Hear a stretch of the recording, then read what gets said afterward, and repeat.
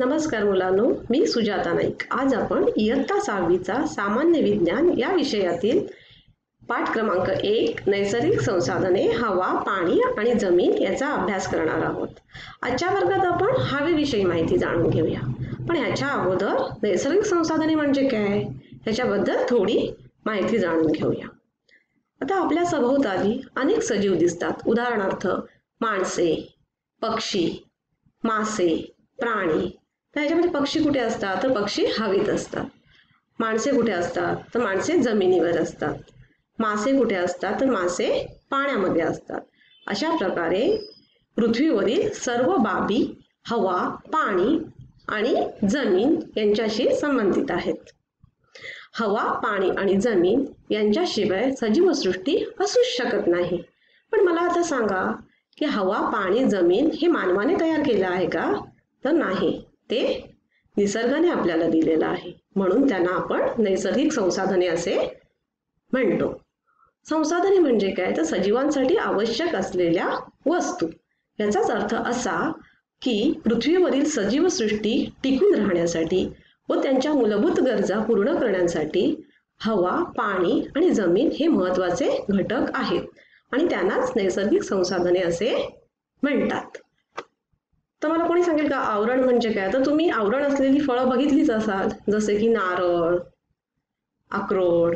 आवरण म्हणजे काय? आवरण म्हणजे कवच। आवरण कसलं काम करतं तर संरक्षणाचं काम करतं। आपल्या पृथ्वीच्या भोवती सुद्धा 3 आवरणे आहेत, तर ती कोणती तर शिलावरण, जलावरण आणि वातावरण। शिलावरण म्हणजे काय? जर पृथ्वीवर जो जमिनीचा भाग आहे त्याला शिलावरण म्हणतात आणि पृथ्वीवर जो पाण्याचा भाग आहे त्याला जलावरण म्हणतात आणि पृथ्वीभोवती जे हवेचा भाग आहे त्याला वातावरण असे म्हणतात। मग या तिन्ही आवरणामध्ये सजीवांचा संचार असतो, म्हणून या तिन्ही भागांना जीवावरण असे म्हणतात। नैसर्गिक संसाधन हवा याविषयी आपण आज माहिती घेणार आहोत। पृथ्वी सभोवताली अनेक वायूंचे आवरण आहे, त्यास वातावरण असे म्हणतात।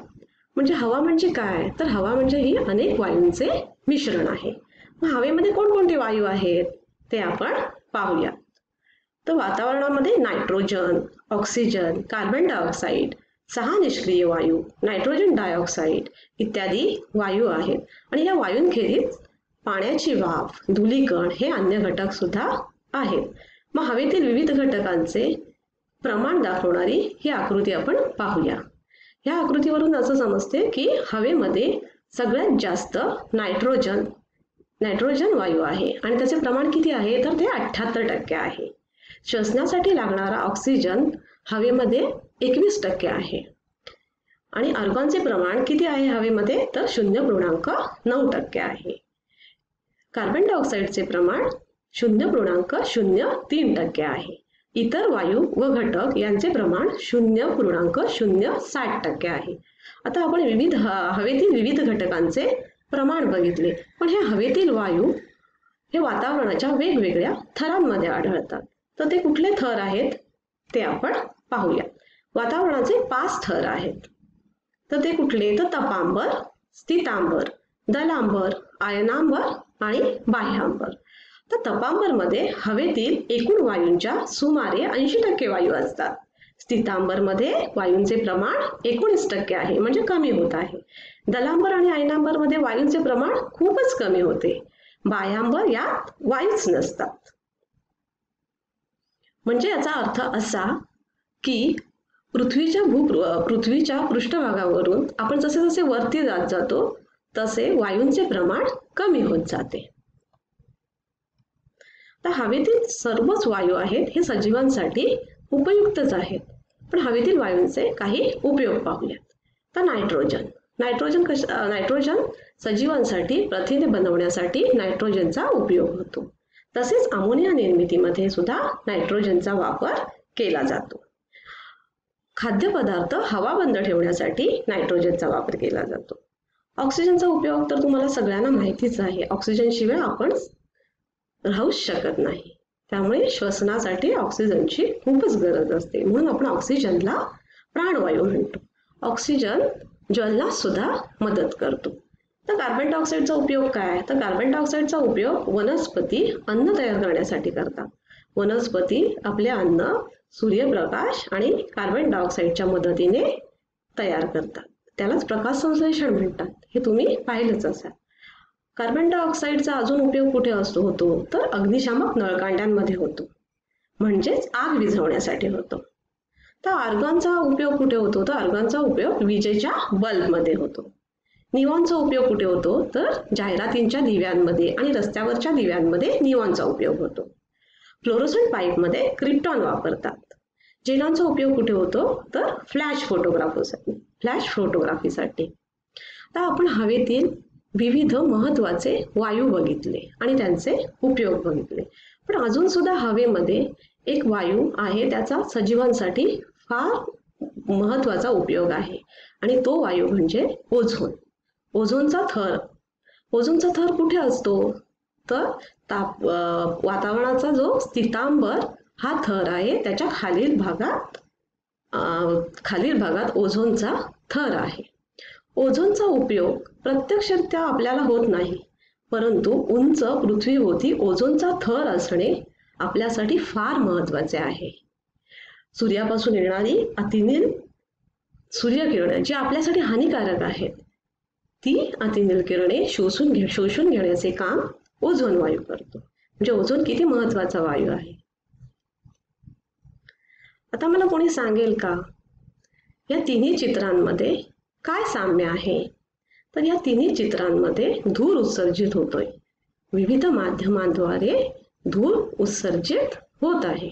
म्हणजेच काय? तर उद्योगधंदे, वाहने व घरातील इंधनाच्या ज्वलनामुळे हवेमध्ये काही घातक घटक, उदाहरणार्थ nitrogen dioxide, carbon dioxide, carbon monoxide, sulphur dioxide, काजळी, धूर हे हवेत मिसळतात आणि त्याच्यामुळे काय होतं? तर हवेतील विविध घटकांचा समतोल बिघडतो.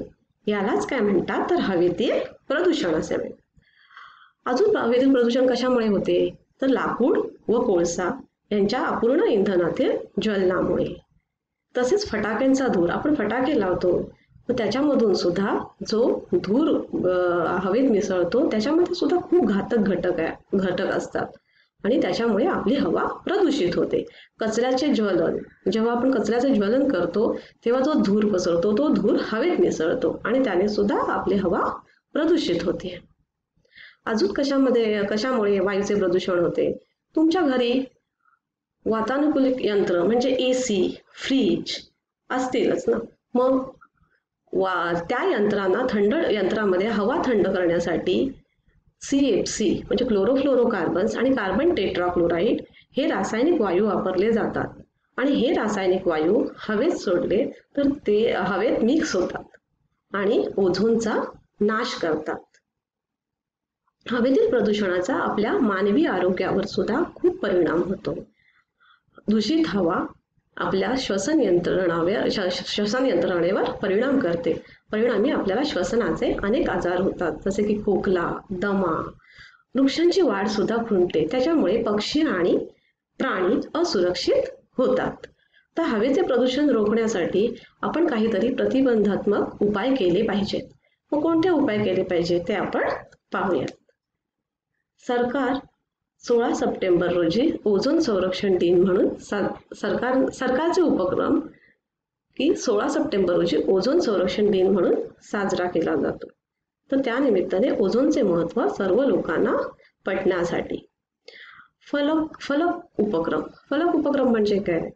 तर मुंबई, पुणे यासारख्या महानगरांमध्ये रहदारीच्या ठिकाणी हवेमध्ये असलेल्या विविध घटकांचे प्रमाण दाखवणारे फलक लावलेले असतात. त्यामुळे तेथील लोकांना हवेमध्ये किती घातक घटक आहेत याचे प्रमाण समजते. आता हे झाले सरकारचे उपक्रम, पण आपण काय केलं पाहिजे? हवा प्रदूषित नको व्हायला किंवा हवेचे प्रदूषण रोखण्यासाठी आपण काय करायला पाहिजे? तर आपण सार्वजनिक वाहतुकीचा वापर केला पाहिजे. जवळच्या अंतरासाठी सायकलचा वापर केला पाहिजे किंवा पायी गेलं पाहिजे. वृक्षतोड थांबवली पाहिजे. वृक्षारोपण करणे गरजेचं आहे. CNG वाहनांचा वापर केला पाहिजे. तर विद्यार्थ्यांनो, आज आपण काय शिकलो? तर नैसर्गिक संसाधन हवा याविषयी आपण आज माहिती घेतली. मध्ये हवेमध्ये कोणकोणते घटक आहेत, कोणकोणते वायू आहेत, त्यांचा उपयोग, हवा कशी प्रदूषित होते, त्याचे उपाय, वायू प्रदूषणाचे प्रतिबंधक उपाय कोणते, हे आपण शिकलो. पुढच्या भागात आपण पाण्याविषयी माहिती घेणार आहोत.